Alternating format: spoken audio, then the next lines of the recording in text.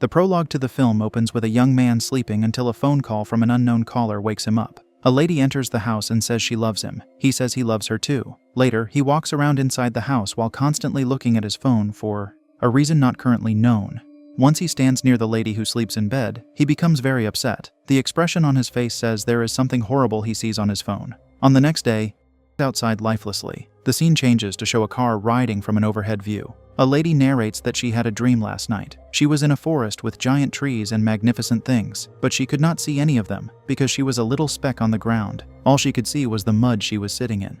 Afterward, the narrator walks into the house from the prologue. One of the first things she does is play a few notes on the piano. As she walks around there, we hear her talking to a man on her phone. He says he's sorry he wasn't there to greet her. According to him, the house is over 150 years old. It was originally an inn, which is why it contains a huge number of doors. The man tells her, Wynn, she can call him at any time. A short flashback shows us a bedsheet falling in slow motion. Wynn says she hates making the bed. An unseen man replies it has to be made for one to get on it.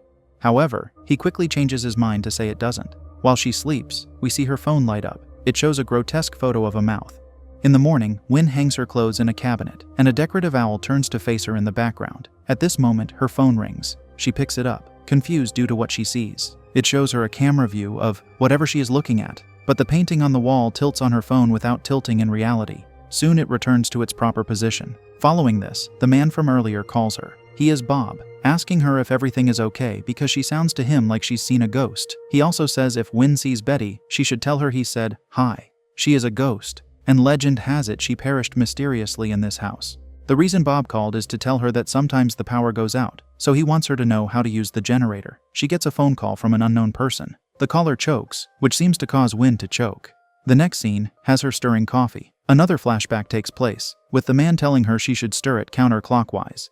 Now we see him. He says stirring it this way allows her to not waste any time. What he means by this is if one stirs clockwise, it's like the hands of the clock move very fast, speeding up time. As she stirs, she hears him scream and sees blood in the coffee. Moving along, she accidentally cuts her while cutting an apple. During this time, she gets an email on her phone. Interestingly, it states to be from no one with no content. We don't see Wynn open the email. Later, she talks to her sister on the phone. She says she thought being in a different place would distract her, but it hasn't. She's worried she will always feel this way. Her sister replies she won't, and needs to allow herself time to grieve. Wynn asks her how she can do it, when it was her fault. Her sister says it wasn't. She reminds Wynn of the time they were kids, and the latter made a big house out of cardboard to watch the stars from.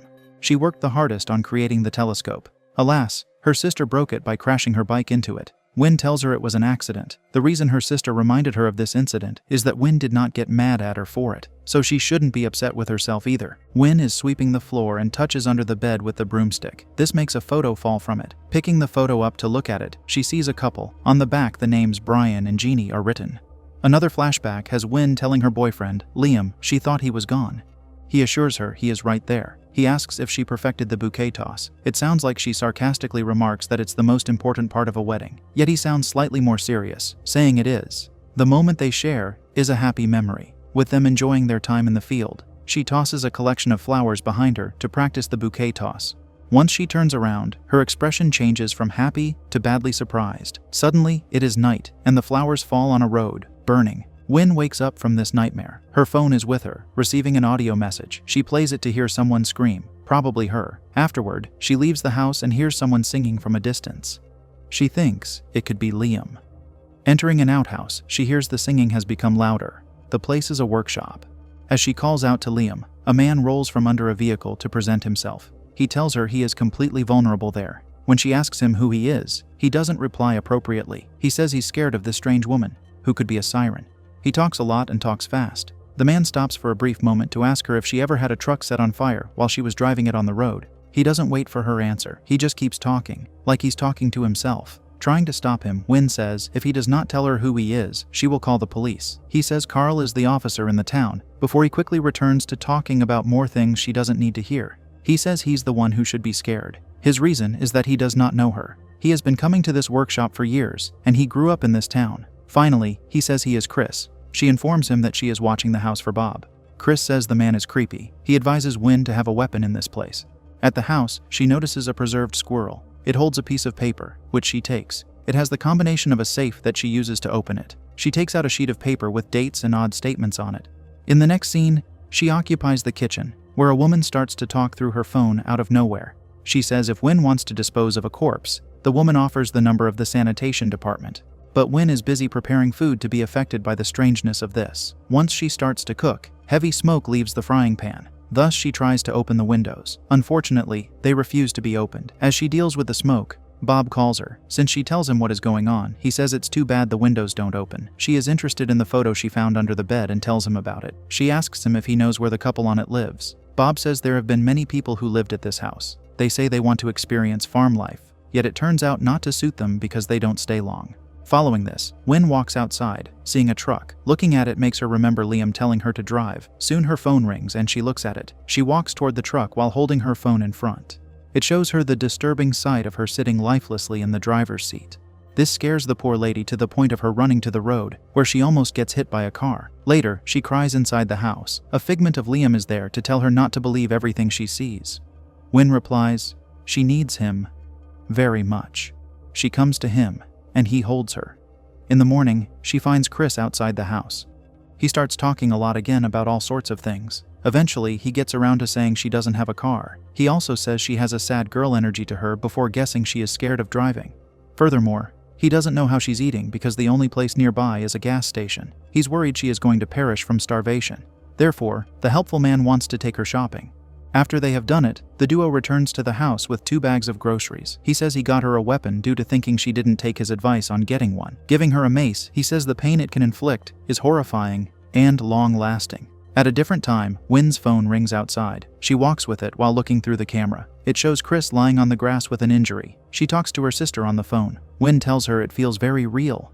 She can understand the nightmares, but seeing all the stuff with Liam is too much. Her sister thinks it's Win's PTSD. It's like Liam is actually there, says Win. The phone conversation concludes with the sister saying it's okay for Win to have bad days. She says the latter is stronger than she thinks. Once the call is over, Win gets upset with her phone, asking what it wants to show her. She approaches the fireplace and blows the ashes there. Doing that allows her to find a cell phone inside. At this moment, she gets a call from hers. It is Bob, who tells her he knew the couple from the photo she found. He says people believed Brian assassinated Jeannie prior to doing it to himself. However, Bob claims to have known Brian and thinks it's very unlikely he would have done that. He believes the couple was assassinated by a drifter. He did not want to tell her about this because he didn't want her to get scared. Soon she says she found a certain box he wanted her to find. She finishes the call to carry it. As she walks away, she hears the sound of water running. Later, Win looks at the phone she found. It has the deceased couple's photo on it. On her phone, she gets a message from a person named Nobody. It is a demon emoji followed by the statement, "It's you," with a laughing emoji. A bang on the door takes Win's attention away from it. The person is Chris, whom she asks what he's doing in her house. He says the back door was open, so he came in. She wants to know if he sent her a text message, but he replies he doesn't have a phone. He doesn't trust them, for they study their owners. Finally, she opens the door and instantly closes it, due to him holding a long firearm. She is curious to know why he has it. The weapon is a musket from 1762, he says. He wants her to go shooting with him. The next scene has them outside with the musket. Chris wants her to draw her worst fears on gallon containers that used to contain milk. They will serve as target practice. Thus she draws a spider, which Chris considers to be lame. He claims to have eaten a spider. He wants her to draw another fear on a different container, something unique to her. She draws an elevated platform, indicating she's scared of heights. He gets upset that she's drawing average fears. Since she does not quite understand what Chris wants, he draws something for her. While he does, he says fears don't go away on their own. One has to go to war with them. His drawing is a vehicle. He places the gallon with the spider on the place where it will get shot. He gives Win protective eyewear and a helmet with earmuffs. Also wearing a helmet, he starts to demonstrate how to get the musket ready for action. After he takes all the steps, he fires at her spider container, blowing it up. She does what he showed her and shoots her fear of heights. Doing it prompts her to express her exhilaration for it. She is about to shoot a second time, yet an image of Liam distracts her. It results in her firing in the wrong direction, which brings her to tears. At the house, as she reads a book in bed, the lights turn off. She uses her phone light to walk through the darkness. Her phone shows her someone sitting close to the active fireplace. Coming near, she sees it's herself, writing something. Soon she hears the muffled voice of Liam, and looks back. She has to sit on the floor to collect herself. Liam appears behind Win to hug her. She says she is scared and she misses him. He wants her to believe it's going to be okay. Once he says he's right there, she says he isn't, so he vanishes. On another day, she gets a call from her sister but does not answer it. She goes to the kitchen, where she sees water running in the sink. When she turns it off, Chris surprises her with his presence. She tells him he scared her and adds it's not okay for him to keep doing this. He says he thought they should go for a ride today. Outside, he wants her to drive his truck, but she says she cannot. Chris thinks she's going to do a good job. They start simply by sitting inside. He tells her to touch the steering wheel for her to get a feel for it. He wants her to turn on the engine. Therefore, she does. Wynn starts to drive and sees Chris as if he is Liam with an injured face. During this hallucinatory moment, Chris gets her attention to prevent her from driving into a tree. She stresses that she told him she wasn't ready to drive. While she walks away, she gets a ring on her phone. Its camera shows her a lifeless animal that isn't truly there. She has to tell herself it's not real. Later, Wynn walks outside with a bag of groceries. Upon returning home, she hears a voice somewhere inside. She enters the room where it is coming from and learns the voice is being played by a recorder. Approaching it seems to cause the voice to distort. It says fear is a lie that should not be believed. It lives in the future, whereas the listener lives in the present. After the tape stops, Wynn hears a phone ring in the distance. Thus she goes to pick up the phone she found. Through its camera, she sees Jeannie lying on the bed. Brian stands beside her, holding a knife. Going outside, Wynn sees Brian through his phone. Soon Chris arrives and she informs him she saw Brian stabbing Jeannie. She also points to where Brian is, trying to show it to Chris on Brian's phone. But it does not let her do it. She says Bob is wrong because the couple wasn't assassinated. She adds that Brian wrote he was going to perish, and shows Chris the note from the safe. Furthermore, she says she keeps seeing Liam everywhere, despite having taken his life. She thinks she took his life like Brian took Jeannie's. All of this makes her cry. She says she doesn't know what is going on. Chris holds the poor lady to comfort her. He presents a gift to her, a statue of a tree. Once Wynn returns home, she places it on a table. At this moment, her phone rings. It shows her one of the wheels from a chair is removed. In reality, it's connected to the chair. Come morning, she sees the wheel is now removed, like the phone showed her. She looks at the note she found in the safe and starts writing her own note. She writes down the 3 beings she saw deceased: herself, Chris, and the animal. She wants to know what the chair means. Having had enough of the ominous cell phone, Wynn tries to destroy it in the workshop by slamming it with a mallet. Yet it proves to be indestructible. The evil device just laughs at her. So she throws it into the lake. In the next scene, she wakes up with blood on her. She sees a knife lying close by on the floor. Wynn goes outside to see the deceased animal without the phone showing it. Following this, she stands in front of a mirror, looking closely into it. All the disturbing images she saw through the phone come to her during this moment. She realizes she took the animal's and says she won't let herself hurt Chris. Afterward, she sits near the active fireplace while writing something. She writes with her right hand, but remembers how the phone showed her doing it with her left. When she is outside, she enters a hollow building. The figment of Liam is there. They hug and he tells her everything will be okay. He starts to give her the details of a very special Tuesday. He saw her in a parking lot, talking to someone vibrantly. He doesn't know what shined brighter that day, her or the sun. As he was walking by, he says it was like an invisible force knew what he wanted, and a bag of chips fell out from her bag so he could pick it up. Wynn tells him it's the day they met. It was the moment he knew he never wanted to spend another day without her. It felt like everything that came before in his life was pushing him to get to her on that day. He says he got to spend the rest of his life with her. She is very sad to hear this and tells the one she lost this wasn't how it was supposed to happen. It was supposed to be them, not only her. Liam promises her there will be joy after this. Right now, he needs her to shine and fight. Prior to vanishing, he says it wasn't her fault. It was an accident. They both say they love each other. As Wynn is packing her luggage at the house, she hears the phone from a distance. Thus, she enters the room, where the flickering phone is positioned in the middle of a chair, like it was purposefully placed there. She puts her hand on it,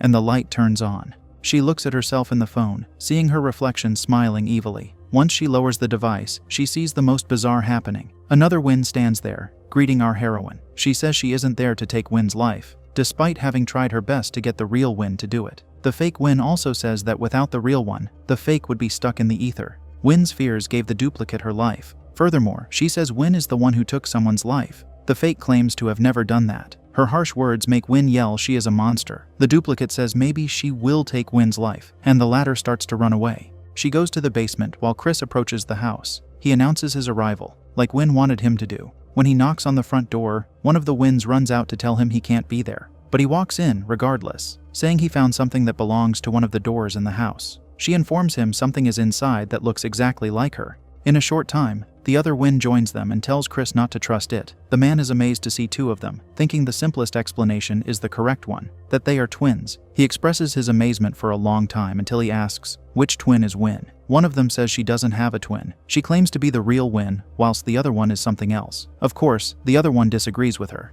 Chris thinks he knows what to do in such a situation. He needs to ask the question that only the real Win would answer properly. Therefore, he asks what he gave her the other day, and both Wins say it was a tree simultaneously.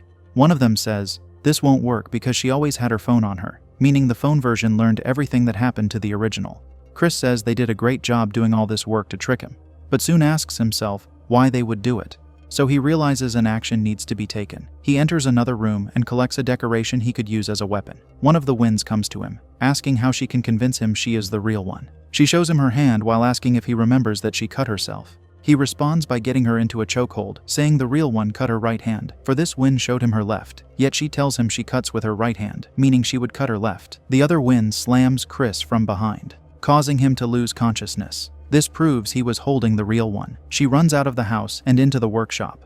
There she collects Chris's musket. In the process of Win loading it, her phone version slowly directs herself to the former. After she collects an axe, the real one tries to shoot her with the musket. Alas, it does not fire. The fake one tells her she missed a step. It gives her a chance to swing the axe, but it's good she misses. She resorts to choking Win on the floor. A landline is nearby that our heroine manages to collect and slam the imposter with. Following this, Win gets into the truck from earlier, prompting her fake version to say she will never drive it due to bad things happening when she does. She draws near the truck to open it. However, Win is not there. Walking onto the road, she gets slammed by a vehicle. This results in us witnessing a huge ripple from an overhead view. We see it was Win who slammed her with Chris's truck. She exits it and falls to the ground out of the exhaustion of having conquered her fear. Once Chris approaches her, they hug. The final scene has them walking together. He tells her a story about the tree called Henry. He was a sequoia, the tallest tree in the forest. His branches reached up into the sky. Henry had a bird's eye view for miles and would describe the sunsets to the shorter trees. They could not experience the sky the way he did, so he used such poetic prose that all the creatures in the forest got to enjoy the sunsets. This went on for centuries until one night, Henry saw something red hot falling from the sky. It was a spark that fell on his branch and ignited into a flame. Sadly, the fire consumed him. Upon waking up, the forest was in despair. Fortunately though, the heat from the fire opened the seeds that had fallen from Henry's branches. They took root in the ground. With lifelessness came new life. The other trees grew taller and reached the sky to experience it as Henry did. This story touches on Win's loss of Liam in a subtle way.